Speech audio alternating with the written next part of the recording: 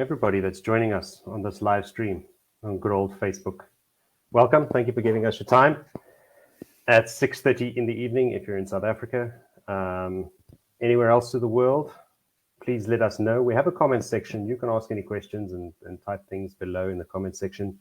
Let us know where you are from.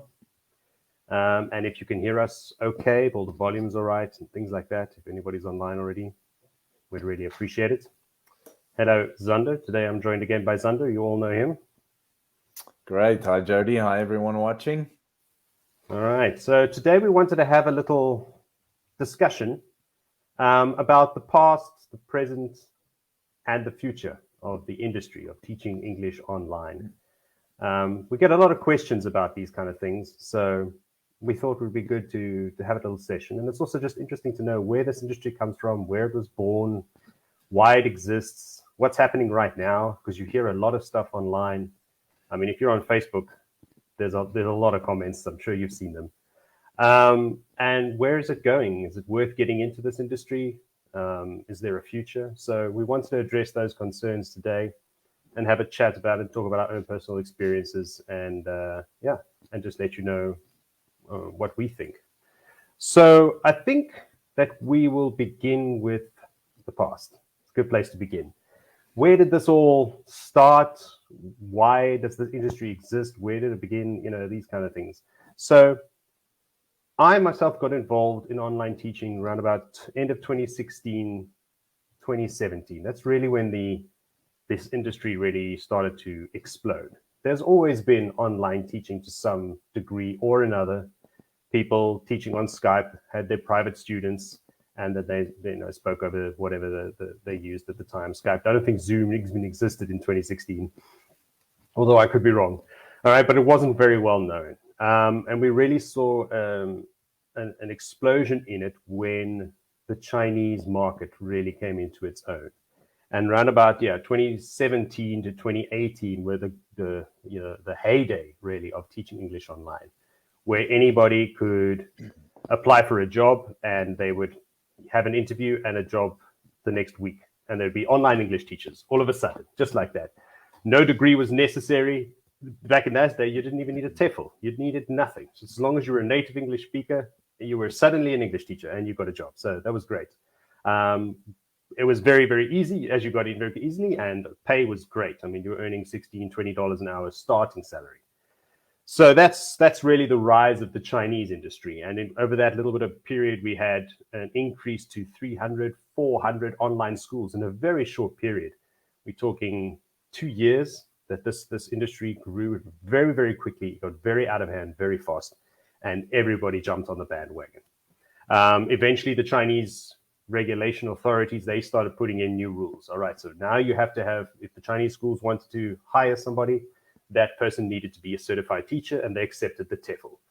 Then we got that explosion of the Groupon TEFL course people and the daddy's deals if you're in South Africa. All these things, cheap TEFL courses, because the Chinese schools that were hiring you didn't care what, except 5 weeks ago or 5 days ago, it didn't matter if you had any certifications. It's just the government told them now they have to have it, so fine, whatever.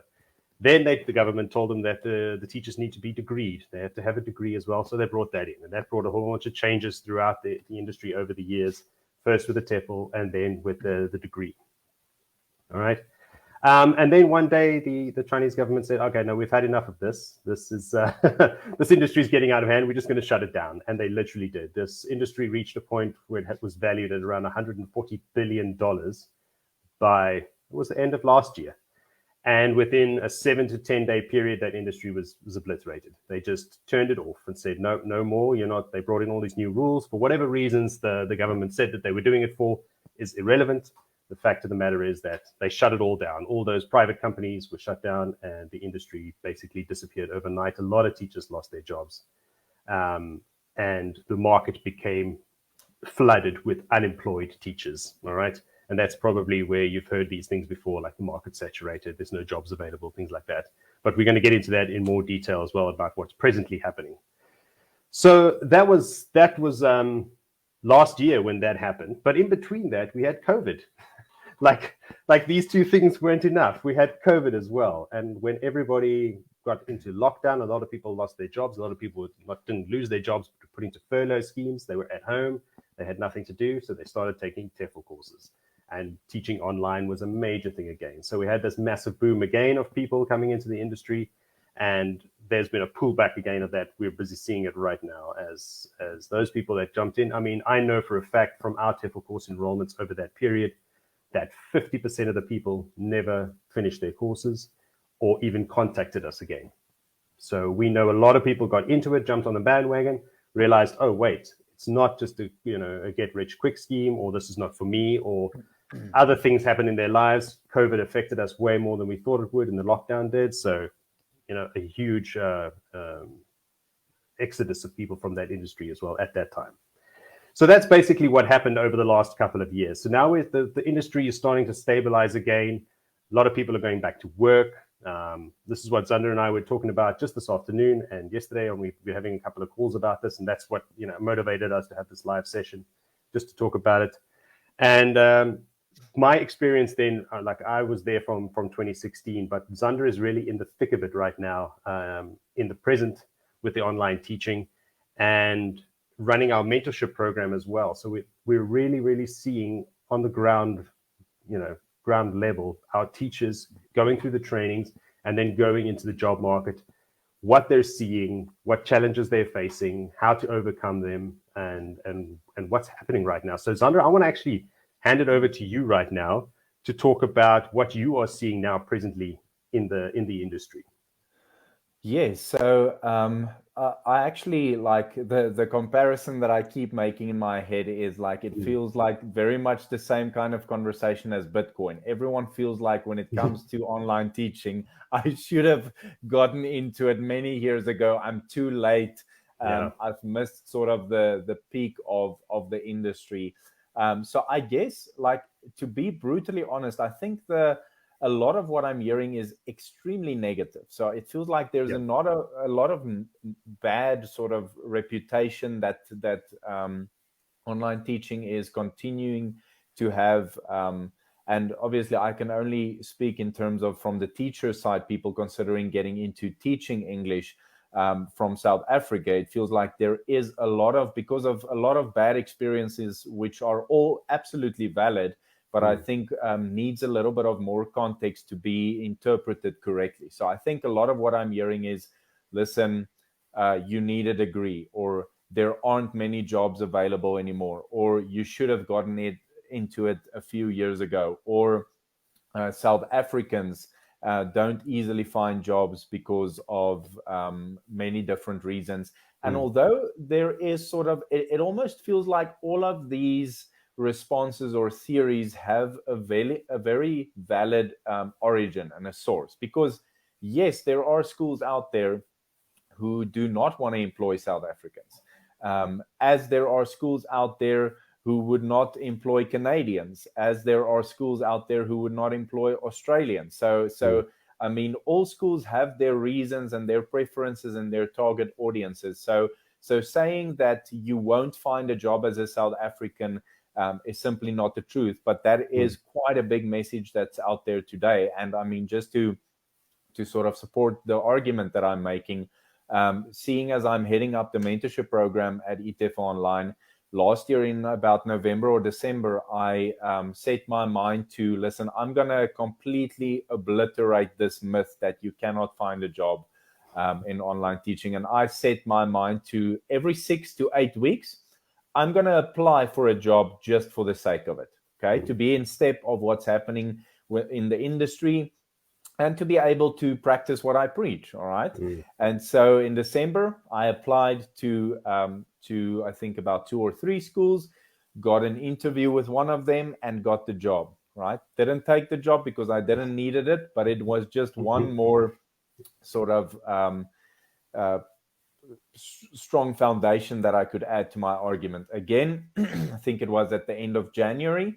Again, I applied to a school, got an interview, got the job, and they actually happened to pay me double what one of my other companies were paying me. So I actually took that job. It panned out quite well for me. Then I think about in middle of March somewhere, again, I applied to a school, again got an interview, again got the job offer, didn't take it.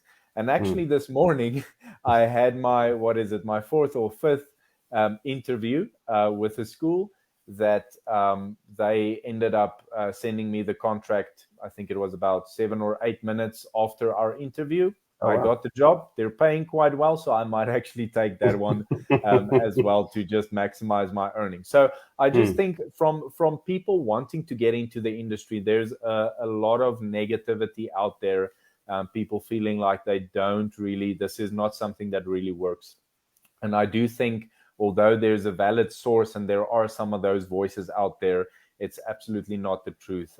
There are many, many jobs out there, and this within a market that is saturated at this moment, you could still very easily find jobs teaching for online schools. Maybe one or two comments from what I've noticed from the school side in terms of where we are presently at. I do believe with the market being saturated due to the crash in the Chinese market, but also the pandemic, I think what I've noticed with some of the major companies, the major schools, is they've seen an opportunity here to make a lot of money. Meaning they saw a lot of unexperienced teachers coming into the market, applying for jobs, and they said, well, I mean, we might run the risk of sort of dropping the standard of our teaching, but at least we can now pay our teachers half of what we used to pay them. So what major schools were offering their teachers back then compared to now is a lot less. But then also, when I'm saying a lot less, you're still talking about anywhere from $8 to $10 per hour as a starting salary, which I know within the South African context is really not that bad for a starting salary, and considering there's potential to increase that.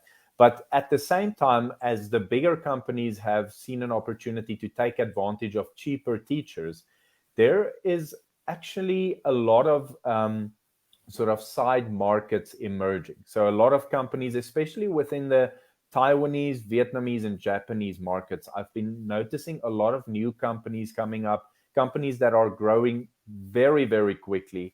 And these companies have a completely different mindset than those who have been well established in the online teaching environment, as they are actually going for quality, which means that they are actually paying tutors with experience and skills the same kind of money as you would have earned a few years ago while the industry was still booming. So it feels like, as Jody said, there's a little bit of a pullback, and it's almost like the industry is neutralizing a bit after the shock it's experiencing. And there are a lot of new markets and new opportunities emerging sort of from the ashes, if I can put it like that. So that very, very dour outlook from the ashes. Yes. But yeah, we get what you're saying. And this, talking about emerging markets, I mean, even before online teaching was a big thing, people used to go teach abroad. You would go teach in Thailand, or you go teach in China was another thing. China just dominated everything. And one of the emerging markets back then as well was South America. Central and South America was really coming up. And I've been saying that for a couple of years. And this is another case now with the online teaching as well. Like you're saying, these emerging markets now, and that China has kind of gone away. We've got the Vietnamese, the Taiwanese, the Japanese. In South America, I mean, I regularly speak to a recruiter from Costa Rica, who's always looking for teachers, all right? So we know Costa Rica, Colombia, these kind of places, they're also now coming up as another market.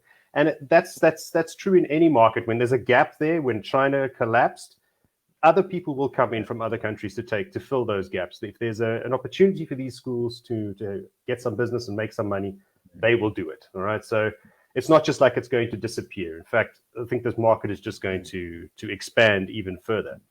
And not just, you're talking about these side opportunities as well. We talked a lot about the schools now, but the freelancing side of things as well is overlooked by a lot of people. I don't know what it is when you talk about getting private students to people. Everyone that I speak to, Facebook comments, emails I get, how can I get a job? Where can I get a job? And everybody's so fixated on getting a job. Nobody's considering working for themselves. What have you seen, Zander, with the freelancing side of things?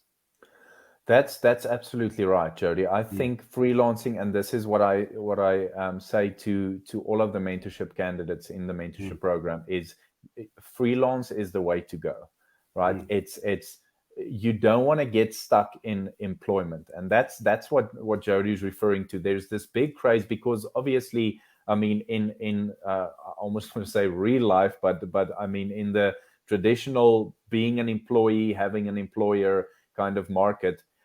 Being freelance, that seems very risky, right? It seems like you have to become this huge entrepreneur and you have to have all of those skills. Whereas freelance online teaching is something completely different. It's you have the platforms where students and teachers meet. So it's literally just your ability to sell your own skills, your own experience, and basically to sell yourself. And what I've seen is there. I mean, I had, after the Chinese market crashed, I had a few people phoning me, people that have been teaching for many years at the point that I came into it. So they are much more experienced than what I am, but I went beyond being employed to actually going into the freelance market. And I had those people phoning me and saying, Zander, what do I do now? Now, I mean, my income it's not been reduced. It's completely disappeared. And I was like, well, not only has my income from schools not disappeared at that moment, but my substantial income was not coming from someone who employed me. It was coming directly from my own private students that I was doing lessons with. So that's really where you want to end up. And then there's obviously beyond the freelance market, there's literally starting your own online teaching business, which in my mind is much more of if you feel like you are skilled as an entrepreneur, there's even more money to be made on that side. But in terms of the freelance platforms, there's so much activity on there, especially I think even with the Chinese market having sort of crashed in a sense. Where are those people going to go? They're probably going to try to find private tutors, right? Which goes into the freelance market once again. So that's really, we're seeing nonstop growth on the freelance markets. Those platforms are literally in the pound seats after what happened in China. So that's absolutely where you want to end up. I just want to clarify something for the people that are watching this. Talking about freelancing and entrepreneurship, there's basically three ways that you can teach online. You can work for the schools, you can get a contract position. You can use freelance platforms. I'm sure you've heard of Preply and Amazing Talker if you've done your research. And then there's going completely independent and advertising and finding your own students without any intermediaries. What we focus on, especially with the mentorship program, is getting you interviews and getting that job. Because look, we don't talk nicely about the job market, working for an employer, but that's necessary, especially when you get starting out, because that's where our focus is at eTiff Online, helping new teachers get started out. So you've got to get your foot in the door, getting a contract, having that experience, and having that money coming in at a steady rate is very, very handy in the beginning. And then as well, because it takes time to build up a freelance network of students, that takes much longer than getting a job, for example. So when we talk about freelance platforms, we're talking about platforms that they advertise for the students, they take the payments, and then they take a commission off that and pay you. So there's a lot of things you don't have to worry about. You're not an entrepreneur. You don't have to accept payments and do invoicing and advertise for students and all those kind of things that come along. And that you can do that is a separate thing. But what we're talking about freelancing, we're talking about these platforms that handle that, those external things for you, so you can concentrate just on the teaching. All right. So that's the side of things we're talking about. And that takes time to build up. You need to know how to work these platforms, recognize how the algorithms work and how they show your profile, how to structure your profile and what you put in your videos and all the kind of stuff that Zander deals with on a daily basis. All right. So is there anything else we wanted to discuss about the present situation of teaching? I think we've pretty much covered it all. Yeah. Yes. Maybe if there are other tutors watching and you have a different perspective or different experience, we would love to hear what you have been seeing lately in the market. The chat box is open. Just send us a message there at any time, and we can see it pop up here, and then we'll answer it. So just talking about the freelancing side of things and the job markets and the expansion that we're seeing, we can make some assumptions, some predictions about the future of where things are going. Like we talked about before, this pullback, the wave has broken, so to speak, and there's a pullback now. People are going back to their jobs. The lockdown is over in many places. In most places, people are going back to work. People are starting other jobs. People are beginning to realize that maybe this teaching thing isn't for them. Maybe they've had some teaching experience as well. Now they've had a couple of jobs and a couple of students, but now they've decided they're going to do something else. So we're seeing this, and as Zander said as well, like the job market is opening up. We're seeing new markets emerging. We're seeing how many people are actually looking for experienced teachers. So now is really the time to get in on it. Previously, like, it's not 100% true that you should have got into this in 2016 and 2017, because you would have been there for the entire turmoil. But now this pullback is happening. It's like the stock market. When the stock market dips, I know they say that's when you should buy, not when you should sell. All right. So this is the same situation here we're talking about. And the sooner you get started, the better, because it is a process. Now, something that we're very keen on doing is telling the truth and being upfront about it from the beginning. This is not going to happen. You're not going to do a TEFL course in a couple of weeks and then get a job in 4 weeks. You're an online teacher, right?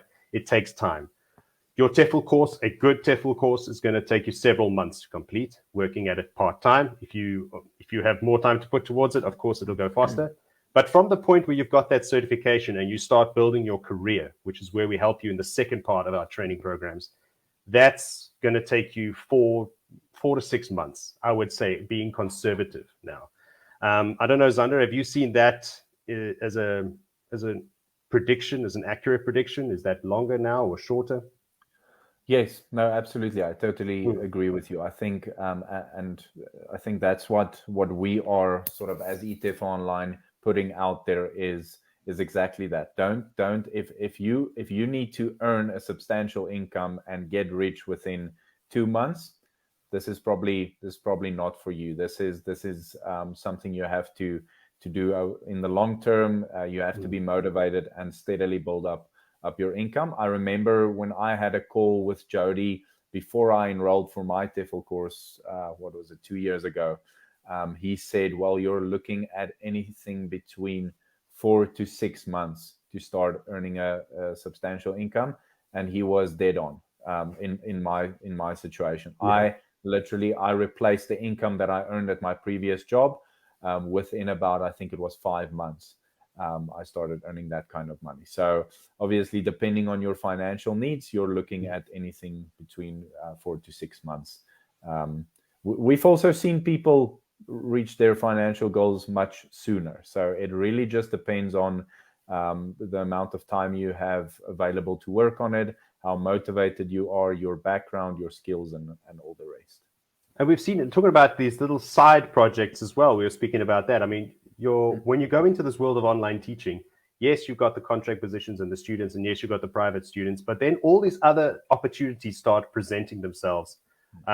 We were talking, I mean, the interview that you had today, Zander, there was a live stream position as well. What was that about? Yeah, so I initially applied for a teacher's position at an online school in Vietnam. And so what ended up happening is at the end of the interviewer told me, listen, she knows I applied for a teacher's position, but they would actually like to offer me, along with the teacher's position, a position where I would stream lessons live on YouTube for their company twice a week, and they would pay me double the hourly rate that I would earn as a teacher teaching for them. So, I mean, I had a meeting a week or two ago with one of our former mentorship graduates, and she ended up at the point where she's now sort of assessing materials on behalf of a school. She's earning extremely good money. Yesterday or 2 days ago, one of our mentorship graduates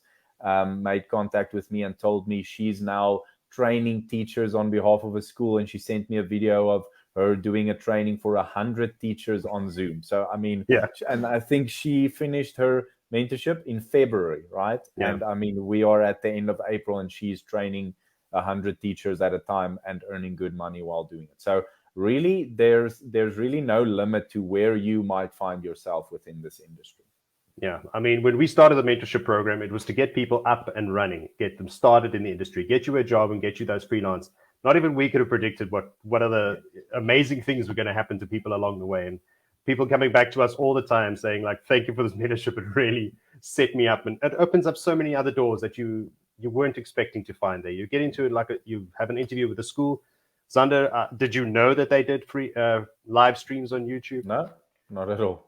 And there you go. So these things, you never know what's going to happen. So you never know what's going to happen in the future. But our prediction for the future is that all these emerging markets are only going to start providing more employment.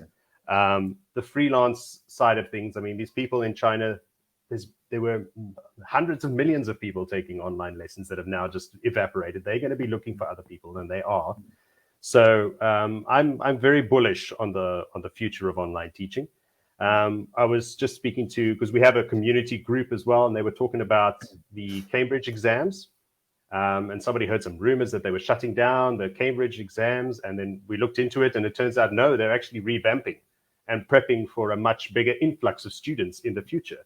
So if Cambridge and the British Council that runs the IELTS exams, they're predicting a growth in English students taking English proficiency exams, these students are going to need teachers. And what the pandemic showed us was that, A, you can do like anybody can do their job from home, and B, that people are getting very used to communicating online. I mean, one of the companies, Zoom, shot to fame over the pandemic, right? So they became massive. Now everybody's comfortable with learning online, with delivering information online and receiving it. So that's a whole transition that people have gone through, and they're going to start moving away because there's so much more flexibility when you're learning online. When you have to go to a school to learn, it's from this time to this time on this day, and you have to get in your car. And people were hesitant about learning online, but now they've gone through it all over the last 2 years, and people are much more comfortable. So I know Zander and I have very similar mindsets on this, but if you have anything to add to that. Yeah. So something that really, I mean, just convinces me of the future of online teaching, and specifically online English teaching, is obviously I speak to around 20 to 30 students all over the world every single week. And the one thing that I'm hearing from everyone is, I want to work for a multinational company. And they have this conflict within them. They really want to do this, but their English isn't allowing them to do it at this moment. And so it seems like, I mean, the world is becoming a much more international place, where if I live in Spain, it doesn't mean I'm working for a company in Spain, right? It doesn't even mean I'm working technically on projects in Spain. I have many students that are software developers sitting in countries, but working for companies that are outside of their own countries, and their staff meetings, their engagements with their clients, all of that happens in English, and people are looking for those opportunities. They don't just they want to get out of their boundaries and out of their comfort zones. They want to get into the international market because that's where the money is and that's where the opportunities are. So and that's only going to keep increasing, which means that as online English teachers, we will have increasingly more opportunities going into the future. And like I said earlier, a great time to get started is now. The sooner you get started, the better. Because like we said, this is a several month process that you have to go through to get up and running and get to that level of income that you need to either supplement the income you have right now or to replace it. So that's part of our training programs. We have the TEFL course included. Like when we started in 2016, 2017, we only sold TEFL courses. But now we've realized that, look, there's so much more that's required. The TEFL course is step one. Then we move into our mentorship program, where we help you get everything set up, get your CV set up, get you started with interviews with these online schools so that you can get your foot in the door, help you get set up with the freelancing side of things, get your profile set up, your videos, your introduction videos, your bios and how to word it, how to set your rates, how to attract those private students to you to do demo lessons, and then how to convert them into students afterwards. Because the demo lesson, you might not know, is a free lesson that someone will take with you to see if there's a connection with your teacher, if you like what they're saying or their teaching style. And then afterwards, how do you follow up with that person to make sure that they book classes with you and they actually turn into a paying client? And then from there, who knows, all the other opportunities that are going to be presented to you. So I'd like to invite everybody. You can go on our website, eteflonline.com, and have a look. There's a button at the bottom that I really insist everybody use. Book a call with us. And you can either book a call with Zander, or you can book a call with myself, and we can have a chat about this over Zoom or over the phone, whatever you're more comfortable with. Find out you're taking your existing skills and experience now that the industry that you're in, and a lot of those skills are transferable, and we could take them into online teaching, show you exactly how to start a new career doing this. Zander, if you've got anything else to add, I don't want to take up too much time from the people now. I wanted to keep this down to 30 minutes, and we are on the nose 30 minutes. But if you have anything else to add? No, I just want to reiterate what you've been saying. Get into it now. If you're considering this, now is the time. Don't delay. There are many opportunities for you to take hold of. All right. Well, if anyone has any questions, feel free to type them over now. We'll have a couple of minutes. We'll hang around if anyone's got any questions or comments. If there's any teachers that are currently working and are watching this, let us know what your experience are. If you're having any difficulties, just share your successes as well, please. It's always good to get some motivation from people. And if not, you can always just email us. I might actually post a comment here. I'll put the email address in here. That's not how you spell support. support@eteflonline.com. So if you have any questions, you can just email us there at that email address, and we'll get back to you within 24 hours usually. All right. Zander, it seems everybody's very happy. We've given them all the answers. Nothing is left to chance now. All right. So yeah, thank you again to everybody that's joined us and watched, and thank you, Zander, for joining us right after your classes. I know you've had a busy afternoon, and you can go and rest now and have that glass of wine. Excellent. All right. Thanks, everybody. Thanks, everyone. Good night. Bye-bye. Bye-bye.